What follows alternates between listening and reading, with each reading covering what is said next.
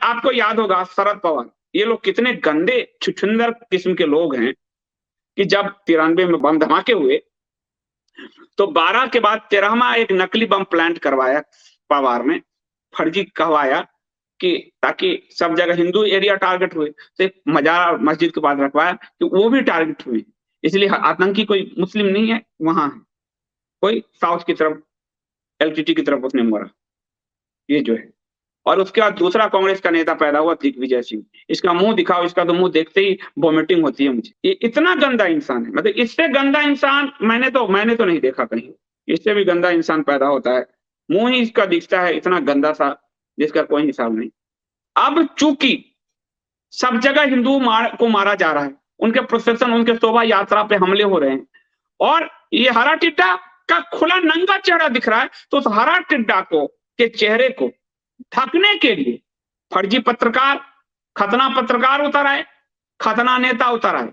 अब इस खतना नेता में सबसे बड़ा खतना नेता है दिग्विजय सिंह, इसने एक फर्जी ट्वीट किया, देखिए रामनवमी में ये फर्जी ट्वीट किया कि ये ट्वीट देखिए कि क्या तलवार लाठी लेकर धार्मिक स्थल पर झंडा लगाना उचित है? क्या खरगोन प्रशासन ने हथियारों को लेकर जुलूस निकालने की इजाजत दी थी? क्या जिन्होंने पत्थर फेंके चाहे जिस धर्म के हो सभी के घर पर बुलडोजर चलेगा? शिवराज जी मत भूलिए, आपने निष्पक्ष होकर सरकार ये पुराना वीडियो उठाकर हिंदुओं को बदनाम करने के लिए एक मस्जिद पे एक पुराना वीडियो उठाकर इसने, और आपको जो नरोत्तम मिश्रा हैं मध्य प्रदेश के गृह मंत्री, उन्होंने कहा दिग्विजय जी भ्रम फैलाकर सांप्रदायिक तनाव को हवा देना चाहते हैं। अपने सोशल मीडिया अकाउंट पर मस्जिद में झंडा फहराने की जो तस्वीर उन्होंने पोस्ट की वो पूरे मध्य प्रदेश की ही नहीं है, खरगोन तो छोड़िए, इस विषय में वैधानिक कार्रवाई की जा रही है। उसके बाद शिवराज सिंह चौहान ने भी कहा धार्मिक स्थल पर युवक द्वारा भगवा झंडा फहराने का फोटो सहित ट्वीट किया है, वो मध्य प्रदेश का नहीं है। दिग्विजय सिंह का यह ट्वीट प्रदेश में धार्मिक उन्माद फैलाने का षड्यंत्र है और प्रदेश को दंगे की आग में झोंकने की साजिश है, इसे बर्दाश्त नहीं किया जाएगा। यानी दिग्विजय फर्जी खबर फैलाता हुआ पकड़ा गया है। इसी दिग्विजय को आपको कुछ मास्टर स्ट्रोकिए गटर के पिस्सू नरेंद्र मोदी जी का एजेंट बताते हैं भाजपा में, देखिएगा पूरा नाम देखिए, ये आपको मैंने लिखा है, गटर का पिस्सू शिवराज मामा के प्रति प्रोपेगेंडा तेज करेगा और दिग्विजय सिंह के लिए इसने शिवराज सिंह के प्रति एक प्रोपेगेंडा किया था कि नरेंद्र मोदी शिवराज सिंह को हटाएंगे, दिग्विजय के पक्ष में इसने। अब शिवराज ने जो है शिवराज और मोदी के मुलाकात पर अपने मूड भेरों के बीच अफवाह फैलाया कि मोदी जी शिवराज सिंह चौहान से नाराज है, उन्हें हटा सकते हैं।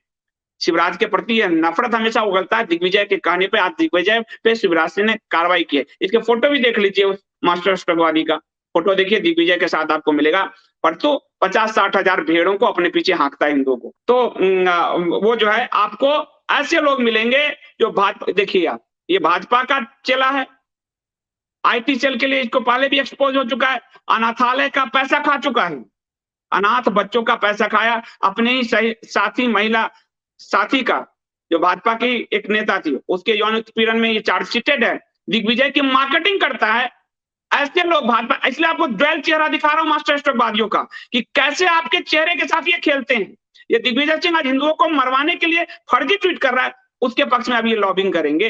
अब आपको दिग्विजय का एक असलियत बताता हूं, और ये और असलियत कैसे ये झूठ हिंदुओं को बदनाम करता रहा। आरवीएस मनी की किताब है भगवा आतंकवाद एक षड्यंत्र, इसकी हिंदी और अंग्रेजी दोनों है, आपको कपोत पे मिलेगी।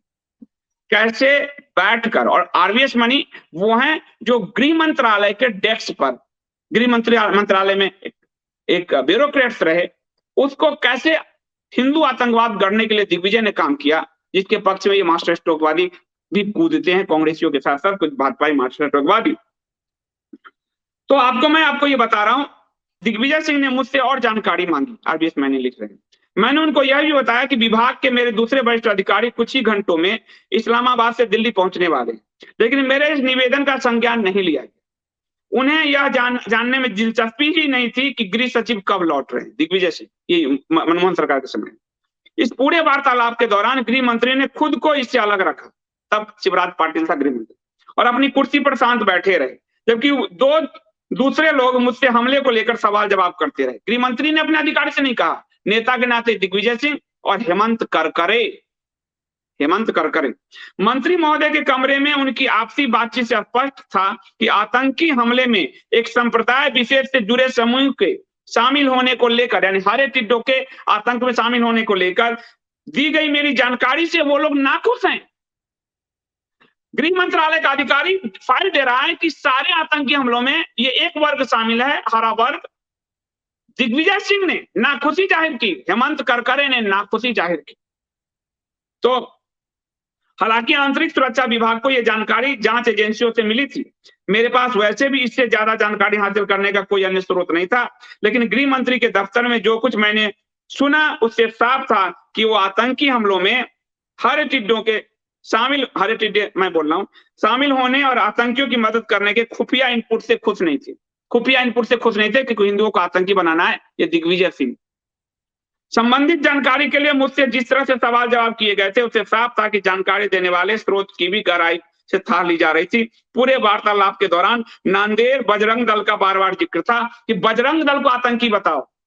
तो देखिए आप कांग्रेस का जो एजेंट सब कैसे भाजपा का मास्टर स्ट्रोकवादी बन के काम कर रहा है। नांदेड़ में बजरंग दल को आतंकवादी साबित करने के लिए दिग्विजय और हरे टिड्डों को भगाने के लिए दिग्विजय गृह मंत्रालय में बैठकर काम कर रहा था और ये भाजपा समर्थक दिग्विजय की मार्केटिंग करते।